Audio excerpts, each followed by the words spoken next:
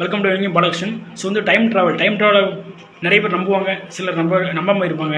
So பார்த்தீங்கன்னா time travel உண்மையாக பொய்யா அப்படின்னு சொல்கிறவங்களும் இருக்கிறாங்க. ஸோ இதில் பார்த்தீங்கன்னா வந்து அதாவது பால் டைனிஸ் அப்படிங்கிற ஒருத்தர் பார்த்தீங்கன்னா வந்து சுவிட்சர்லாந்து நாட்டில் உள்ளவர்.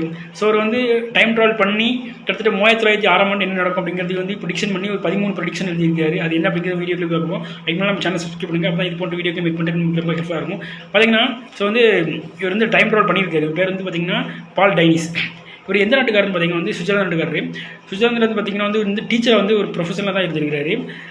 அதுக்கப்புறம் பார்த்தீங்கன்னா வந்து இவருக்கு வந்து ஒரு சின்ன ஆக்சிடென்ட் ஆகிருக்குது. அந்த ஆக்சிடென்ட்டில் பார்த்தீங்கன்னா வந்து இவருடைய தலையில் இன்ஜுரி ஆகி இவர் வந்து கோமாக்கு போயிருக்காரு. இந்த கோமாக்கு போனதெல்லாம் வந்து ஒரு சில ஹேபிட்டில் மாறி அதில் என்ன நடக்கும் அப்படிங்கிறது எழுதியிருக்காரு. ஸோ பார்த்தீங்கன்னா வந்து இவர் வந்து அடிப்பட்டைக்கு அப்புறம் மட்டும் வந்து மேக்ஸிமம் அடிப்பட்டு அந்த கோமாவில் இருந்து தெரிஞ்சதுக்கு மட்டும் பார்த்தீங்கன்னா மேக்ஸிமம் தனிமையில் தான் வந்துருக்காரு. அப்போ வந்து நிறைய யாருக்கூடையும் வந்து பேசுறது இல்லை. ஸோ வந்து அவங்க ஸ்டூடெண்ட் கூட, அப்புறம் பார்த்தீங்கன்னா வந்து அவங்க கொலீக்ஸ் கூட, அவங்க ஒய்ஃப் கூட, அவங்க ஃபேமிலியில் எதுவுமே டச் இல்லாமல் இருந்திருக்காரு. ஒரு 2 வருஷம் வாழ்ந்துட்டு ஆனால் அப்பப்போ நடக்க மட்டும் டைரியில் எழுதி வச்சிருப்பாரு. டைரியில் எழுதி வச்சுட்டு அப்புறம் மட்டும் வந்து திரும்ப யார்ட்டையும் பேசாமல் தனிமையில் இருப்பார். அப்புறம் 2 வருஷம் கழிச்சு இறந்துருக்காரு. ஸோ அவர் வந்து இறந்ததுக்கு அப்புறம் மட்டும் தான் அந்த டைரியை வந்து அவருடைய ஸ்டூடெண்ட் ஒருத்தர் வந்து வாசிச்சிருக்காரு.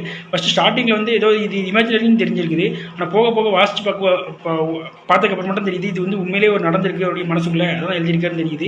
பிற்காலத்தில் பார்த்தீங்கன்னா அதை வந்து ஒரு நாவலை வெளியிட்டிருக்கிறாரு. அதோடைய பேர் பார்த்தீங்கன்னா வந்து அதாவது வேல்யூ ஆஃப் கிராசஸ் அப்படிங்கிற ஒரு பேரை இதே எழுதியிருக்கிறாரு. என்ன குறிப்பிட்டிருக்குன்னு பார்த்தீங்கன்னா வந்து இவர் வந்து 1906 ஆண்டுக்கு போயிருக்காரு டைம் ட்ராவலில். இவர் அடிப்பட்டு ஒரு 2 நாள் கழிச்சு பார்த்தீங்கன்னா வந்து இவர் வந்து எந்திரிச்சிருக்கிறாரு. இங்கே இல்லை, கோமாவில் எந்திரிச்சிருப்பாருங்களா அந்த ஏரியாவில் பார்த்தீங்கன்னா வந்து 1906 ஆண்டில் எழுந்திருக்கிறாரு. அதில் வந்து அவர் கூட ஒருத்தர் இருந்திருக்கிறாரு. அவர் பேசும்போது பார்த்தீங்கன்னா வந்து இது 1922 தானே அப்படின்ட்டு இருக்காரு. 1922 கிடையாது, இது வந்து 1906 ஆண்டு அப்படின்ட்டு இருக்குது.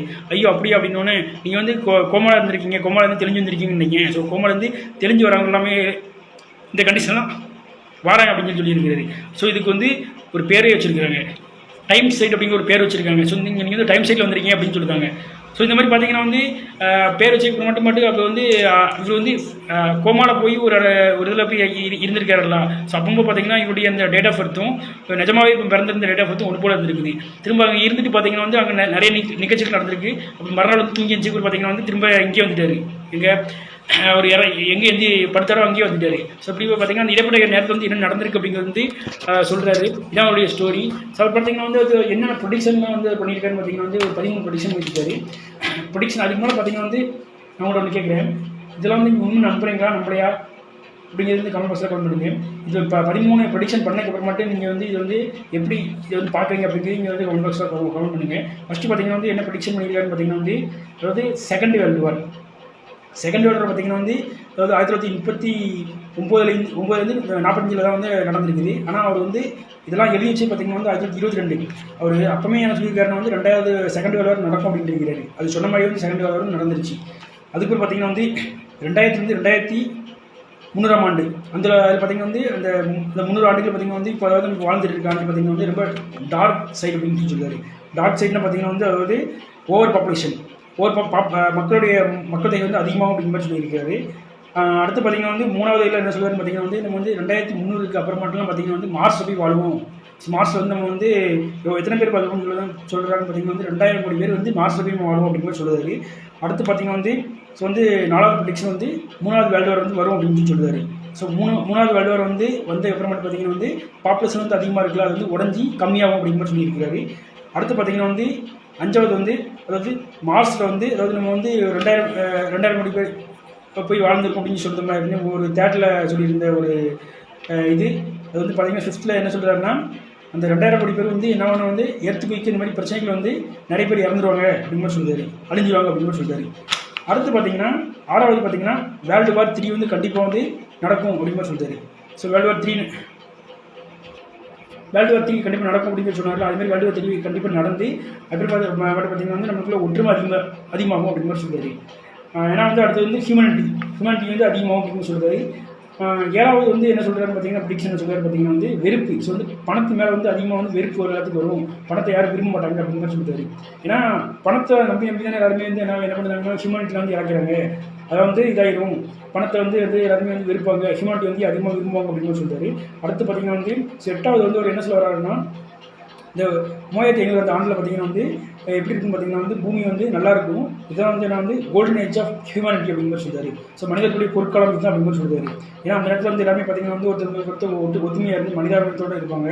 ஸோ வந்து மக்கள் வந்து நல்லா இருப்பாங்க அப்படின்னு சொல்லுவார். அடுத்து பார்த்தீங்கன்னா 9 பார்த்தீங்கன்னா இந்த உலகத்திலேயே மொத்தம் வந்து 100 கோடி பேர் தான் இருப்பாங்க, மற்ற எல்லாருமே அழிஞ்சிருவாங்க அப்படின்னு சொல்லுவார். அடுத்து 10 பார்த்தீங்கன்னா வந்து இன்டர்நேஷனல் லெவலில், அதாவது உலக நாடுகளில் பார்த்தீங்கன்னா ஒரே தலைவர் தான் இருப்பாங்க. எல்லாத்துக்கும் வந்து இந்த ஜாதி மதமாக இருக்காது, எல்லாத்துக்கும் ஒரே தலைவர் தான் இருப்பாங்க. அவங்க நம்ம வந்து ஓட்டிங் பண்ணி நம்ம வாழ்வோம் அப்படின்னு சொல்லியிருக்கிறாரு. அடுத்து வந்து 11 பார்த்தீங்கன்னா வந்து ஸோ வந்து அதாவது இப்போ ஃபாரின்லாம் பேருக்குன்னு வச்சுக்கோங்க, அதாவது டெக்னாலஜி எப்படி வளரும் அப்படின்னு சொல்லியிருக்காருன்னு பார்த்தீங்கன்னா நம்ம வந்து அமெரிக்காவுக்கு வந்து போக வேண்டியதில்லை, நம்ம இங்கே தான் இருப்போம். ஆனால் வந்து அமெரிக்காவுக்கு நம்ம போன மாதிரி அமெரிக்காவில் கடைகள் நிறைய இருக்கும், பிறகு நிறைய பஸ்ஸஸ்லாம் இருக்கும், நிறைய ஃப்ளைட்ஸ்லாம் இருக்கும். நம்ம அதில் ட்ராவல் பண்ணுற மாதிரி ஃபீலிங் நமக்கு ஏற்படும். ஆனால் நம்மளுடைய உடம்புலாம் இங்கே தான் இருக்கும். நிஜமாகவே நம்ம ட்ராவல் பண்ணுற மாதிரி ஒரு ஃபீலை வந்து நம்ம வந்து மனசுக்குள்ளே ஏற்படுத்துவோம், மனசில் வந்து வரும் அப்படிங்கிற மாதிரி சொல்லுவார். ஸோ அந்த மாதிரி வரணும்னா டெக்னாலஜி எப்படி இருக்கும், ஸோ அந்தளவு டெக்னாலஜி வந்து இம்ப்ரூவ்மெண்ட் ஆயிரும் அப்படிங்கிற மாதிரி சொல்ல வராரு. அடுத்து பார்த்திங்கன்னா வந்து இந்த சைபர் வேரியஸ் ஹேக்கர்ஸ் வந்து அதிகமாக இருப்பாங்க அப்படின்னு சொல்லிட்டாரு. அடுத்து பார்த்திங்கன்னா இந்த 1906ஆம் ஆண்டு தான் வந்து என்ன ஒன்று வந்து மனுஷனுடைய வளர்ச்சி வந்து ஸ்டாப் ஆகி அடுத்த பரிணாமத்துக்கு நம்ம போவோம் அப்படிங்கிற மாதிரி சொல்லுவார். அதாவது அடுத்த அட்வான்ஸ் லெவலில் நம்ம போவோம் அப்படிங்கிற மாதிரி சொல்லுவார். ஸோ இந்த மாதிரி பார்த்திங்கன்னா வந்து இதில் வந்து இந்த புக்ஸ்லாம் இவர் இந்த நிகழ்ச்சிகள்லாம் நடந்து அவர் எழுதி வச்சுக்க பிறகு, அந்த டைரி எழுதி வச்சுக்க பிறகு நிறைய பேர் என்ன பண்ணாங்கன்னா பேன் பண்ணாங்க. ஸோ வந்து வரக்கூடாது அப்படி இப்படின்னு சொன்னாங்க. இருந்தாலும் பார்த்திங்கன்னா வந்து இது வந்து புக்காக வந்து எடுத்து வெளியிட்டிருக்கிறாங்க. ஆனால் இப்போவும் பார்த்திங்கன்னா வந்து இந்த புக்கெல்லாம் வந்து படிக்கக்கூடாது அப்படிங்கிற நிறைய போராட்டங்கள் இருக்குது.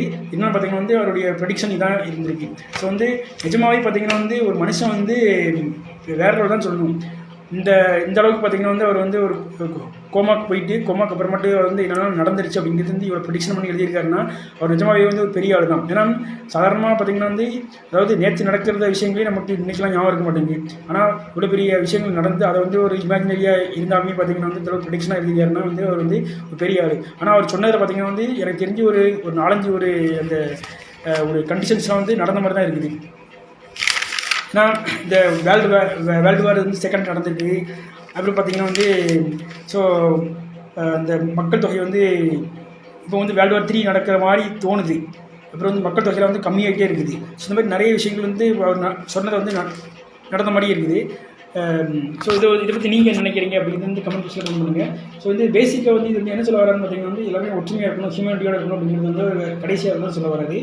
ஸோ இருந்தாலும் பார்த்திங்கன்னா வந்து நம்ம வந்து மார்ஸில் போய் வீடு கட்டினாலும் சரி தான், மார்ஸில் போய் வாழ்ந்தாலும் சரி தான், பூமியில் வாழ்ந்தாலும் சரி தான், எங்கேயும் எல்லா இடத்துலையும் பார்த்திங்கன்னா மனுஷங்க தான் வாழ்கிறாங்க.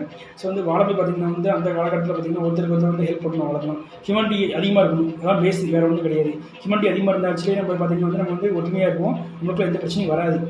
ஸோ வந்து பணம் அப்புறம் தான், பணம் வந்து நமக்கு ஹெல்ப் பண்ண போகிறது கிடையாது, மனுஷன் தான் வந்து ஹெல்ப் பண்ணுவோம். அது வந்து ஒரு பேசிக்காக சொல்கிறாரு. ஸோ இந்த வீடியோ வந்து எல்லாத்தையும் ஷேர் பண்ணுங்கள்.